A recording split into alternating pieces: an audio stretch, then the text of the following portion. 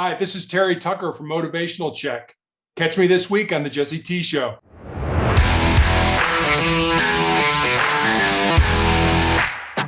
Terry Tucker, one of the three Tuckers I've had on the episode. Welcome to the show, brother.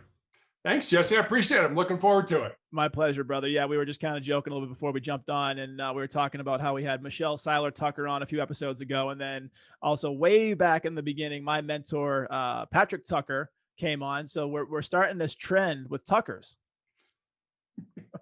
It's like what T squared? It wouldn't be T squared, but T cubed or something like that by now. Yeah. T cubed. So in your T squared, Terry Tucker. So Terry, tell us a little bit about your story and your journey, man. Sure. So I was born and raised in Chicago. I'm the oldest of three boys. You obviously can't tell this since I'm sitting down, but I'm 6'8" tall and played college basketball at the Citadel. I have a brother who's 6'7", who was a pitcher for the University of Notre Dame. And then my middle brother was 6'6" and was drafted by the Cleveland Cavaliers in the 1983 NBA draft. Wow. And then my dad was 6'5". So if you sat behind our family in church growing up, not a prayer's chance you were going to see anything that was going on whatsoever. Of course, my 5'8" mother was the boss. Didn't matter what we thought, whatever mom said, that's the way it went. So as I said, graduated from college at the Citadel, first person in my family to do that.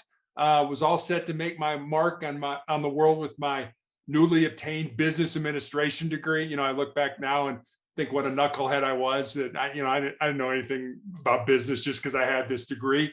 Fortunately, was able to find that first job, which was in the corporate headquarters of Wendy's International in the marketing department.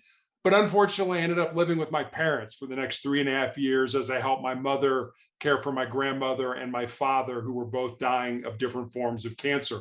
Wow. In my professional career, I've been a marketing executive, as I said. I've been a hospital administrator. I've been a customer service manager. I've been a police officer, an undercover narcotics investigator, a SWAT team hostage negotiator, a school security consultant, a high school basketball coach, and then probably for the last 8 or 9 years, a motivational speaker, became an author last year, and then a cancer warrior.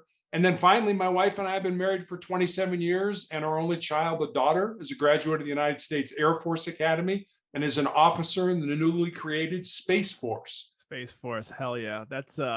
It's super cool, man. There was a show that I was watching on Netflix called Space Force with Steve Carell, and I've seen it. Yeah, beautiful, funny, hilarious, and it's interesting because our most recent president created this Space Force, but it's I don't know how far you're into this. There's a lot of reasons why control of space and all these different things is super important, but I don't know if you've seen this, but the Pentagon months ago released they declassified documents and videos where they have, it doesn't necessarily mean it's alien, but they have UFOs that they've been documenting for a while, where they have possession of these crafts that are made of materials that are not found on this planet.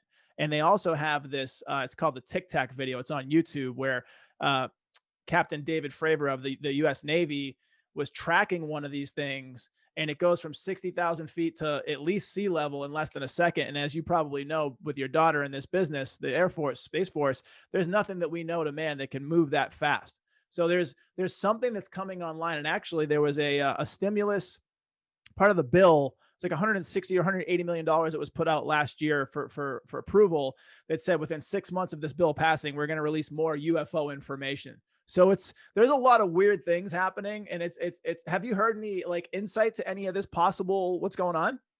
So basically what she does has to do with satellites, okay, but it's all top secret, so I mean, conversations with her are like, how you doing? Good. How was work? I can't talk about it. Okay, good talking to you, kind of thing.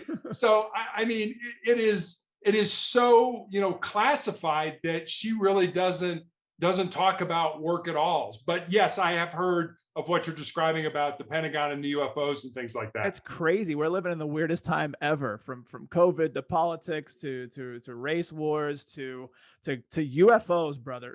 I know. Yeah. If you don't like what's going on, just wait a few days. Something will change. Something's going to change. Yeah. So I think a big part of your story, you mentioned the undercover work. You said you did that for about 3.5 years.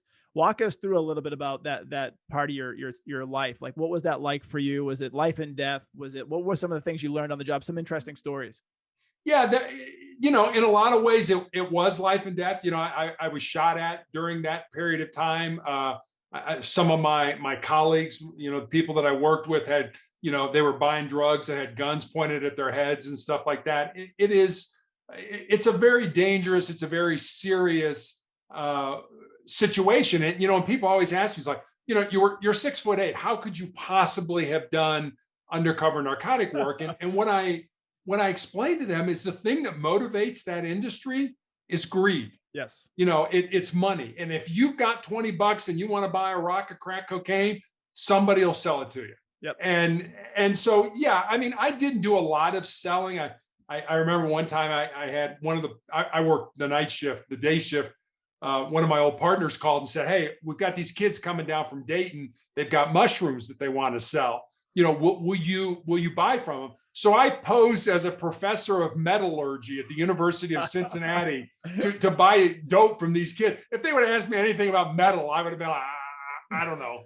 It rusts if you leave it out in the rain.